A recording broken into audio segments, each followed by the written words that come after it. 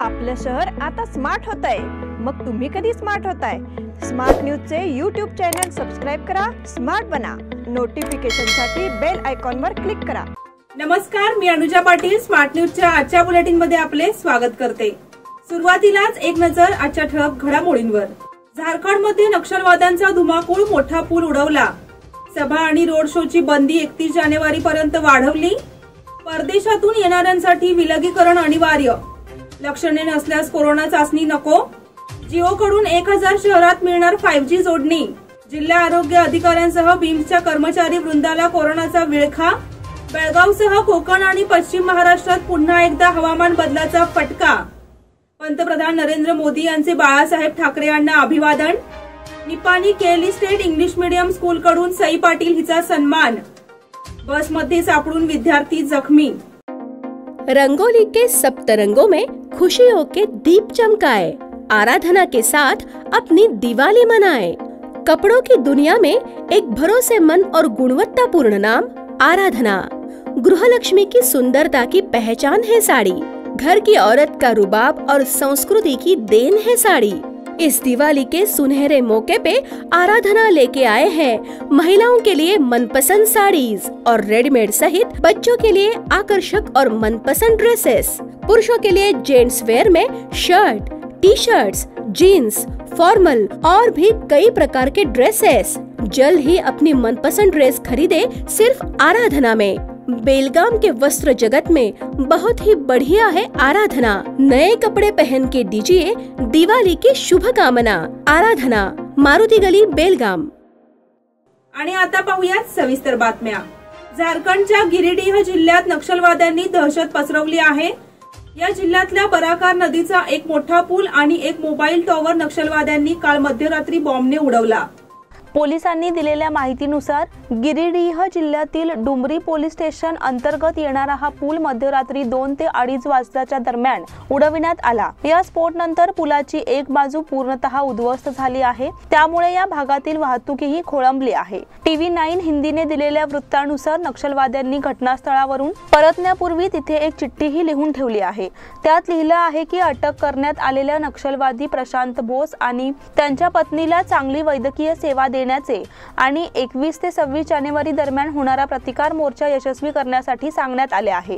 गिरिडीह जिल्ह्यातील ही पहिलीच घटना नाही। या परिसरात गेल्या 2-3 वर्षांपासून नक्षलवाद्यांची दहशत वाढली आहे। याआधी हे नक्षलवादी पीरटांड, टुमरी, भेलवाघाडी अशा दूरच्या भागांमध्ये हल्ले करत होते, मात्र आता हे गिरिडीह मधल्या प्रमुख जागांपर्यंत पोहोचले आहेत। त्यामुळे पोलीस आणि स्थानिक प्रशासनाची चिंता वाढली आहे। सभा आणि रोड शोची बंदी 31 जानेवारी पर्यंत वाढवली। निवडणूक प्रचारासाठी प्रत्यक्ष सभा, मेळावे आणि रोड शो काढण्यावरील बंदीची मुदत येत्या 31 जानेवारी पर्यंत वाढवण्याचा निर्णय केंद्रीय निवडणूक आयोगाने शनिवारी जाहीर केला। देशभरात कोरोना रुग्णसंख्येचे वाढते प्रमाण लक्षात घेता प्रत्यक्ष प्रचार सभा, रोड शो यांना आधी 15 जानेवारी पर्यंत आणि नंतर 22 जानेवारी पर्यंत मनाई करण्याचा निर्णय आयोगाने यापूर्वी घेतला होता। प्रत्यक्ष प्रचाराऐवजी राजकीय पक्षांनी आभासी सभा, डिजिटल माध्यम आणि समाज माध्यमांद्वारे प्रचार करावा असे आयोगाने सुचवले होते। उत्तर प्रदेश विधानसभा निवडणुकीच्या पहिल्या टप्प्यातील 58 जागांसाठी उमेदवारी अर्ज दाखल करण्यास शुक्रवारपासून सुरुवात झाली। दुसऱ्या टप्प्यातील 55 जागांसाठी उमेदवारी दाखल करण्याबाबत आयोगाने अधिसूचना जारी केली आहे। परदेशातून येणाऱ्यांसाठी विलगीकरण अनिवार्य। कोणत्याही देशातून भारतात येणाऱ्या ज्या प्रवाशांची कोरोना चाचणी पॉझिटिव्ह येईल त्यांनी विलगीकरण केंद्रात राहणे अनिवार्य राहणार असून नव्या निकषांनुसार त्यांना गृहविलगीकरणात राहावे लागणार असल्याचे अधिकाऱ्यांनी सांगितले आहे। देशभरात कोरोना महामारीची तिसरी लाट आलेली आहे। दैनंदिन रुग्णसंख्येत मोठी वाढ दिसून येत आहे। शिवाय कोरोना बाधितांच्या मृत्यूसंख्येतही भर पडतच आहे। मागील 24 तासात देशात 3,33,533 नवीन कोरोना बाधित आढळले असून ही संख्या कालच्या तुलनेत 4,171 रुग्णांनी कमी आहे, तर 525 कोरोना बाधित रुग्णांचा मृत्यू झाल्याची नोंद देखील झाली आहे। याशिवाय मागील 24 तासात 2,59,168 68 रुग्ण कोरोनामुक्त झाले आहेत। देशातील ऍक्टिव्ह केसेसची संख्या 21,87,205 आहे, तर दैनंदिन पॉझिटिव्हिटी रेट 18.78% आहे।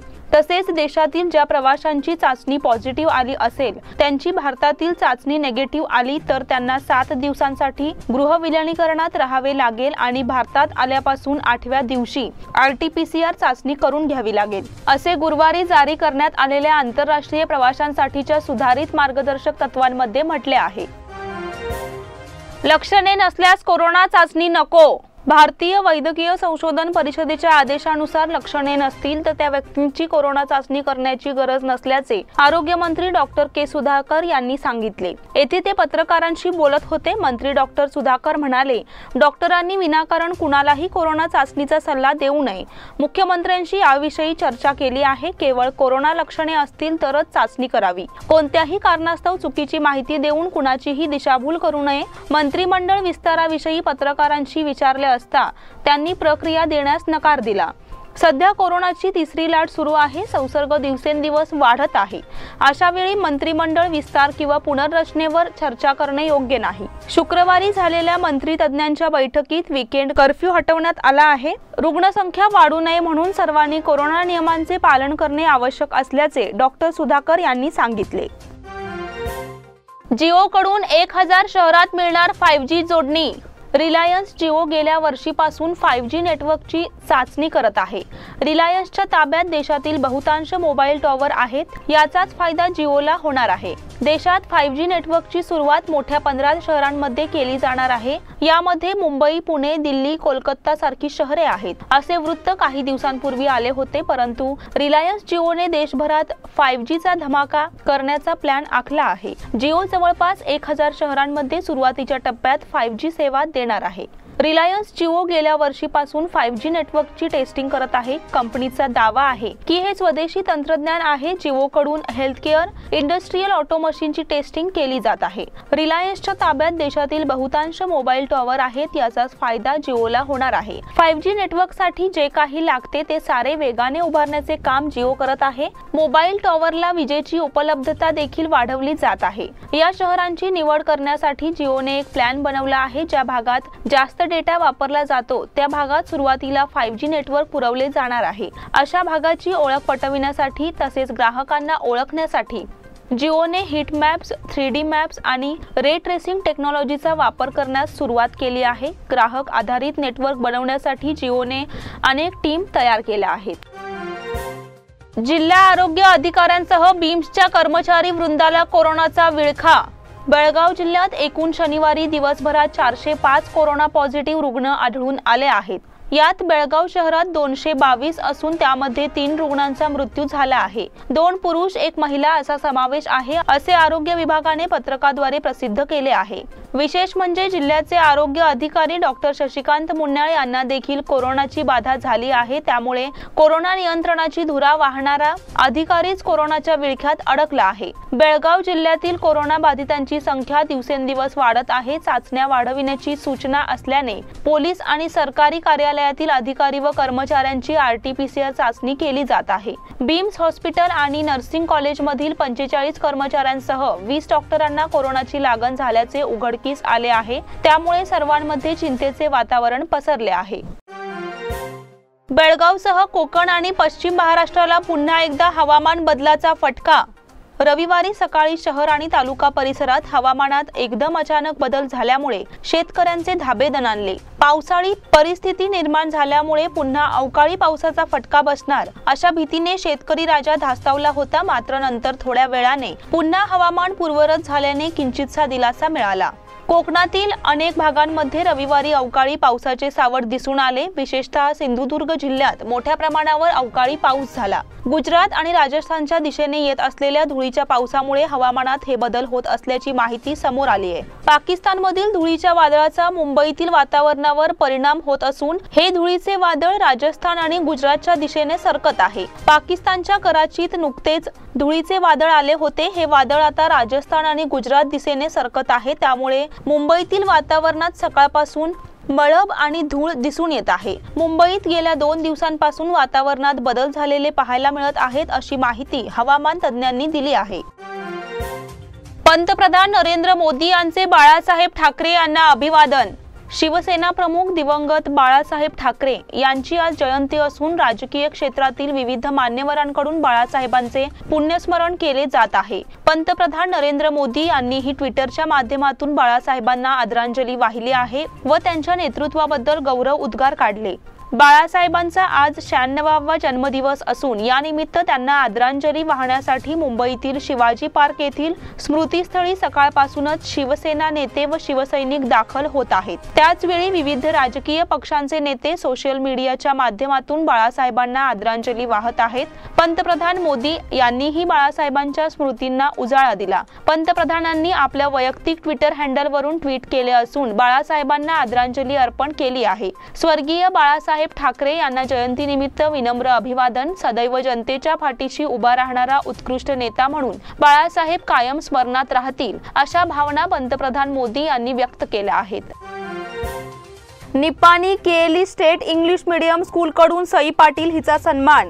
काश्मीर पासून कन्याकुमारी पर्यंत सायकलने प्रवास करून आपले नाव Guinness book of world record मध्ये नोंदवणारी मुलगी सई आशिष पाटील वय 10 हिचा KLE state English medium school Nipani येथे मुख्याध्यापक पी.आय. पाटील सर्व शिक्षक शिक्षिका यांच्या उपस्थितीत सत्कार करण्यात आला।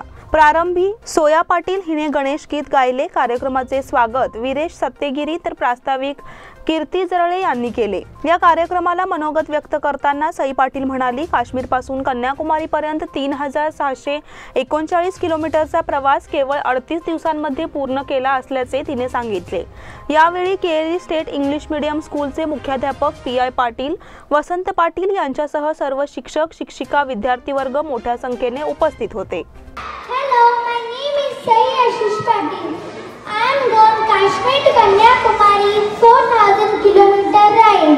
I am see all, save girl, teach girl, safety, save environment, save nature, and use cycle.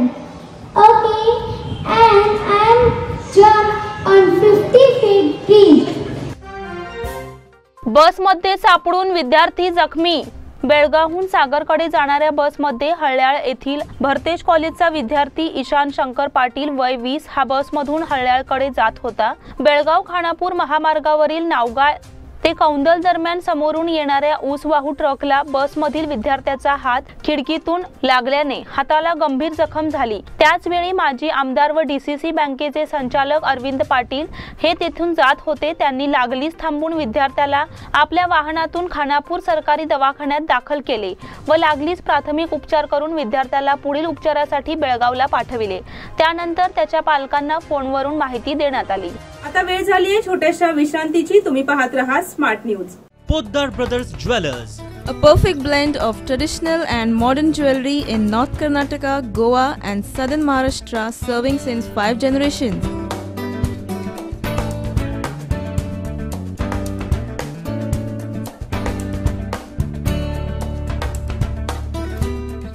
exclusive gold, silver and platinum jewelry showroom.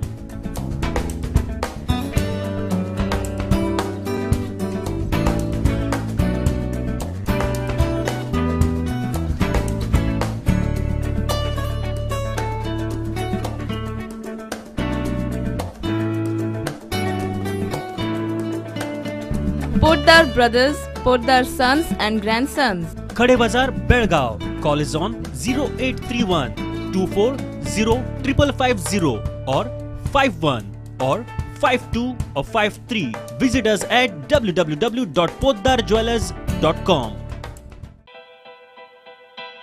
बेलगाम वासियों के पसंद में उतरा उड़ान बार एंड रेस्टोरेंट। सोशल डिस्टेंसिंग का ख्याल रखते हुए हमारा स्टाफ देता है बेहतरीन सर्विस का विश्वास। यहाँ है पार्टी और फंक्शन के लिए 3 आलीशान हॉल, कारपोरेट डिनर मीटिंग के लिए 3 अलग कक्ष, आईपीएल मैच देखने के लिए 3 बड़े स्क्रीन की विशेष सुविधा। इसके साथ ही साफ सुथरा किचन जहां हमारा वेल क्वालिफाइड स्टाफ देता है क्वालिटी और हाइजीनिक फूड की गारंटी। तो फिर खाने की हो बात तो आना परिवार के साथ। उड़ान बार एंड रेस्टोरेंट, लिंगराज कॉलेज के पास, बेलगावी। फोन 0831 2435 777। विश्रांतीनंतर पुन्हा एकदा आपले स्वागत। संकेश्वर येथील इंदिरानगर येथे घरफोडी करून चोरट्यांनी 1,20,000 रुपये, तांब्याची भांडी, चांदी व इतर संसार उपयोगी साहित्य लंपास केले। संकेश्वर पोलिसात घटनेची नोंद करण्यात आली आहे। इंदिरानगर येथील तबस्सुम बशीर भाई हिने आपल्या मुलीच्या लग्न कार्यासाठी पैसे साठवले होते। तबस्सुम या राधानगरी येथे कार्यक्रमासाठी सहकुटुंब गेल्या असता चोरीची घटना घडली। त्या गावाहून परतल्यानंतर घटना उघडकीस आली। तबस्सुम यांच्या घरापासून काही अंतरावर असलेल्या 2 बंद घरेही चोरट्यांनी फोडली। येथून जीवनावश्यक वस्तू चोरीला नेल्या आहेत। चोरांनी तबस्सुम यांच्या घरातून चोरलेल्या बॅगेत मुलींच्या कॉलेज परीक्षेची प्रवेश पत्रिका होती। सदर घटनेची नोंद संकेश्वर पोलिसात झाली आहे। अधिक तपास संकेश्वर पोलीस करत आहेत। महाराष्ट्र एकीकरण युवा समितीच्या वतीने संकेश्वर मराठी शाळेमध्ये शैक्षणिक साहित्य वाटप। महाराष्ट्र एकीकरण युवा समितीच्या शैक्षणिक उपक्रमाअंतर्गत आज संकेश्वर येथील सरकारी मराठी मुलांची शाळा आणि सरकारी मुलींच्या प्राथमिक शाळेत महाराष्ट्र एकीकरण युवा समितीकडून शैक्षणिक साहित्य वाटप करण्यात आले। प्रतिवर्षी मातृभाषेतून शिक्षण घेणाऱ्या विद्यार्थ्यांना प्रोत्साहन म्हणून महाराष्ट्र एकीकरण युवा समितीच्या वतीने पहिल्या इयत्तेत शिकणाऱ्या विद्यार्थ्यांना तसेच इतर गरजू विद्यार्थ्यांना शैक्षणिक साहित्य वाटप करण्यात येते। त्या अंतर्गत आज संकेश्वर येथील दोन्ही मराठी प्राथमिक शाळेमध्ये साहित्याचे वाटप करण्यात आले। या उपक्रमाला शाळेतील मुख्याध्यापक आंबुळकर आणि कुलकर्णी तसेच शिक्षण वृंदातील शिरगावे, SR संदीप, BB पाटील आणि SA तावदारे आदी उपस्थित होते। शहापूर लायन्स डायलिसिस सेंटरला मदत। बेळगाव रॉयल्स राउंड टेबल 205 तर्फे शहापूर लायन्स डायलिसिस सेंटरला 2 ऑक्सिजन कॉन्सन्ट्रेटर आणि 4 लाख रुपयांची मदत सुपूर्द करण्यात आली। लायन्स क्लब ऑफ बेळगाव तर्फे मार्च 2018 पासून डायलिसिस केंद्र सुरू आहे। संपूर्ण रक्कम देऊ शकत नसलेल्या रुग्णांसाठी प्रति डायलिसिससाठी अंदाजे 300 ते 500 रुपये अनुदान देण्यात येते। रोज सुमारे 7 ते 8 डायलिसिस होतात। पुढील 6 महिन्यांसाठी निधी निर्माण करण्यासाठी लायन्स क्लब ऑफ शहापूरने बेळगाव रॉयल्स राउंड टेबल 205 ला आर्थिक मदतीची विनवणी केली होती। यानंतर बेळगाव रॉयल्स राउंड तर्फे 2 ऑक्सिजन कॉन्सन्ट्रेटर आणि 4 लाख रुपये देण्यात आले। बेळगाव रॉयल्स राउंड टेबलचे अध्यक्ष अभिषेक लड्डा यांनी मनोगत व्यक्त केले। जागो हिंदुस्थानी देशभक्तीपर गीतांचा कार्यक्रम 26 जानेवारीला दक्षिण क्षेत्र सांस्कृतिक केंद्र नागपूर, संस्कृती मंत्रालय भारत सरकार व सार्थसागर फाउंडेशन कोल्हापूर आयोजित स्वर्णिनाद कोल्हापूर प्रस्तुत जागो हिंदुस्थान हा देशभक्तीपर गीतांचा कार्यक्रम दिनांक 26 जानेवारी रोजी प्रजासत्ताक दिनानिमित्त बेळगाव येथील लोकमान्य रंगमंदिरात सायंकाळी 7 वाजता आयोजित करण्यात आला आहे। या कार्यक्रमात 25 कलाकारांचा समावेश असून आझादी का अमृत महोत्सव या संकल्पनेवर आधारित या कार्यक्रमात विविध देशभक्तीपर गीतांची मेजवानी मिळणार आहे। कोरोनाचे संकट पुन्हा आल्याने रसिकांनी खबरदारी घेऊन कार्यक्रमाला उपस्थित राहावे असे कळविण्यात आले आहे। शिक्षक नियुक्तीसाठी नवी नियमावली तयार। सरकारी शाळांमध्ये 6वी ते 8वीच्या वर्गांना अध्यापनासाठी नियुक्त करण्यात येणाऱ्या शिक्षकांना पदवीची सक्ती करण्यात आली आहे। तसेच शिक्षक नेमणूक नियमात काही बदल करून कच्चा मसुदा जाहीर करण्यात आला आहे। सरकारी शाळांमध्ये 6वी ते 8वीच्या वर्गांना अध्यापनासाठी शिक्षकांची नियुक्ती करताना स्पर्धा परीक्षा निकालातील 50% गुण, शिक्षक पात्रता परीक्षेतील निकालाचे 20% गुण, पदवीतील निकालाचे 20% गुण तसेच BEd, DEd सह पात्र अभ्यासक्रमातील 10% गुणांचा विचार केला जातो। नियुक्ती झालेल्या शिक्षकांना 14,550 ते 26,700 रुपये वेतन श्रेणी ठरविण्यात आली आहे। नियुक्त करण्यात आलेल्या शिक्षकांनी पदवी अभ्यासक्रमात 50% गुण घेऊन उत्तीर्ण झालेले असावे। हिंदी, इंग्रजी, कन्नडसह कोणतीही एक भाषा ऐच्छिक विषय म्हणून असावा। याचबरोबर अर्थशास्त्र, राज्यशास्त्र, समाजशास्त्र, इतिहास, भूगोल यापैकी कोणताही एक विषय ऐच्छिक असावा असे नियमावलीत म्हटले आहे। डॉक्टर MR निंबाळकर लिखित शिक्षणतज्ञ JP नाईक यांच्या चरित्राचे सोमवारी प्रकाशन। ज्येष्ठ शिक्षणतज्ञ, संशोधक आणि तत्वचिंतक डॉक्टर JP नाईक यांच्या जीवनपटाचा व कार्याचा आढावा घेणाऱ्या डॉक्टर MR निंबाळकर लिखित चरित्राचा प्रकाशन सोहळा सोमवार दिनांक 24 रोजी आयोजित करण्यात आला आहे। शिवबसव नगर येथील श्री सिद्धराम इंग्रजी माध्यम शाळेच्या सभागृहात सकाळी 11 वाजता होणाऱ्या या कार्यक्रमाचे अध्यक्षस्थान बेनन स्मिथ हायस्कूलचे चेअरमन जे नंदकुमार भूषविणार आहेत। प्रमुख पाहुणे म्हणून राणी चन्नम्मा विद्यापीठाचे उपकुलपती प्राध्यापक डॉक्टर एम रामचंद्र गौडा उपस्थित राहणार असून गदग येथील तोंडदराया संस्थान मठ, गदग येथील स्वामी श्री मणिरंजन जगद्गुरू डॉक्टर तोंडद सिद्धरामय्या महास्वामीजी यांच्या हस्ते पुस्तकाचे प्रकाशन होणार आहे। कॅन्टोन्मेंटमध्ये कर्मचारी वसाहतींचे उद्घाटन।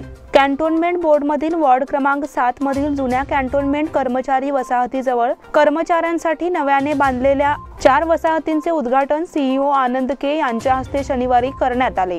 या प्रसंगी कॅन्टोन्मेंट बोर्डचे सरकार नियुक्त सदस्य सुधीर तुपेकर, व्यवस्थापक MY तालुकर, अभियंता सतीश आदी उपस्थित होते। कंगराळी खुर्द येथे किराणा दुकान फोडून रोख 20,000ची चोरी। कंगराळी खुर्द येथील मुख्य रस्त्यावरील धनलक्ष्मी मार्ट या किराणा दुकानचे शटर तोडून चोरट्यांनी रोख 20,000 रुपये चोरून नेले। त्याचप्रमाणे काचेची 15,000 पेक्षा जास्त खर्च करून बनवलेली केबिनही फोडली असून सीसीटीव्ही कॅमेऱ्याचा DVR ही लांबवला आहे। रामनगर पहिला क्रॉसला विपिन चांडालिया यांच्या भाड्याने सुरू असलेल्या किराणा दुकानात मध्यरात्री उशिरा घडलेल्या या घटनेत चोरट्यांनी लोखंडी बारने कुलूप व शटर उचकटून काढून समोर असलेल्या केबिनची मोठी जाड काच फोडून आत प्रवेश केल्याचा संशय पोलिसांनी व्यक्त केला असून दुकान मालकाच्या पत्नीच्या सांगण्यावरून चोरट्यांनी गल्ल्यातील 10,000 तर बाजूला ठेवलेल्या बॅगेतील 10,000 तसेच बॅगेतील आधार कार्ड, पॅन कार्ड व अन्य कागदपत्रेही लांबवली असून सीसीटीव्ही कॅमेऱ्याचे वायरिंग कट करून त्याचा स्टोरेजचा DVR देखील लांबवला आहे, असे पोलिसांनी पंचनाम्यात नमूद केले आहे। सामना निश्चितीला फसवणूक म्हणणे अयोग्य, कर्नाटक उच्च न्यायालयाचा निर्णय। बेंगळूर गुन्हे शाखेने 2019 मध्ये कर्नाटक प्रीमियर लीग 2020 क्रिकेटमधील खेळाडू आणि संघ व्यवस्थापन सदस्यांनी केलेला भ्रष्टाचार उघडकीस आणला होता। 3 खेळाडू आणि एका संघाच्या पदाधिकाऱ्यांविरोधात सामना निश्चितीचा गुन्हा नोंदवण्यात आला होता। मात्र सामना निश्चिती ही भारतीय घटनेच्या 420व्या कलमानुसार फसवणूक नाही, त्यामुळे या संदर्भात फसवणुकीचा गुन्हा नोंदवता येणार नाही, असा कर्नाटक उच्च न्यायालयाने निकाल दिला आहे। मुंबई पुण्याला IPL साठी प्राधान्य, BCCIच्या बैठकीत महत्त्वपूर्ण निर्णय। 27 मार्च पासून स्पर्धा रंगण्याची शक्यता। इंडियन प्रीमियर लीगच्या 15व्या हंगामाचे आयोजन करण्यासाठी भारतीय क्रिकेट नियामक मंडळाने मुंबई आणि पुणे शहराला प्राधान्य देण्याचे ठरवले आहे। 27 मार्च पासून प्रेक्षकांच्या अनुपस्थितीत IPL खेळविण्यात येण्याची शक्यता आहे। सय्यद मोदी बॅडमिंटन स्पर्धा, सिंधू मालविका अंतिम फेरीत। भारताच्या 2 ऑलिम्पिक पदक विजेत्या PV सिंधूने सय्यद मोदी बॅडमिंटन स्पर्धेच्या अंतिम फेरीत प्रवेश केला। तिची रशियन प्रतिस्पर्धी एव्गेनियाने पहिल्या गेमनंतर माघार घेतल्यामुळे सिंधूने आगेकूच केली। रविवारी होणाऱ्या अंतिम सामन्यात सिंधू समोर नागपूरच्या युवा मालविका बनसोडेचे आव्हान असेल। महिला एकेरीच्या उपांत्य फेरीत अव्वल मानांकित सिंधू 5व्या मानांकित एव्गेनियाचा सहजपणे पराभव करेल असे अपेक्षित होते। माजी विश्वविजेत्या सिंधूने याआधी एव्गेनिया विरुद्धच्या दोन्ही सामन्यात विजय मिळवले होते। शनिवारी झालेल्या सामन्यात सिंधूने पहिला गेम 21-11 अशा मोठ्या फरकाने जिंकला। त्यानंतर एव्गेनियाने दुखापतीमुळे सामना सोडण्याचा निर्णय घेतला आणि सिंधूला अंतिम फेरीत प्रवेश मिळाला। आशिया चषक हॉकी स्पर्धा, भारताकडून मलेशियाचा धुव्वा। गतविजेत्या भारतीय संघाने महिलांच्या आशिया चषक हॉकी स्पर्धेची दमदार सुरुवात करताना सलामीच्या लढतीत मलेशियाचा 9-0 असा धुव्वा उडवला। टोकियो ऑलिम्पिक स्पर्धेतील 4थे स्थान पटकाविण्याच्या विक्रमी कामगिरीनंतर प्रथमच मैदानात उतरणाऱ्या भारतीय महिला संघाने या सामन्यात आक्रमक शैलीत खेळ केला। त्यांनी पूर्वार्धात 4 आणि उत्तरार्धात 5 गोलची नोंद केली। भारताकडून वंदना कटारिया, नवनीत कौर आणि शर्मिला यांनी प्रत्येकी 2 तर दीप ग्रेस एक्का, लालरे मसियामी आणि मोनिका यांनी प्रत्येकी 1 गोल केला। याचबरोबर स्मार्ट न्यूजचे आजचे बुलेटिन इथेच संपले। धन्यवाद।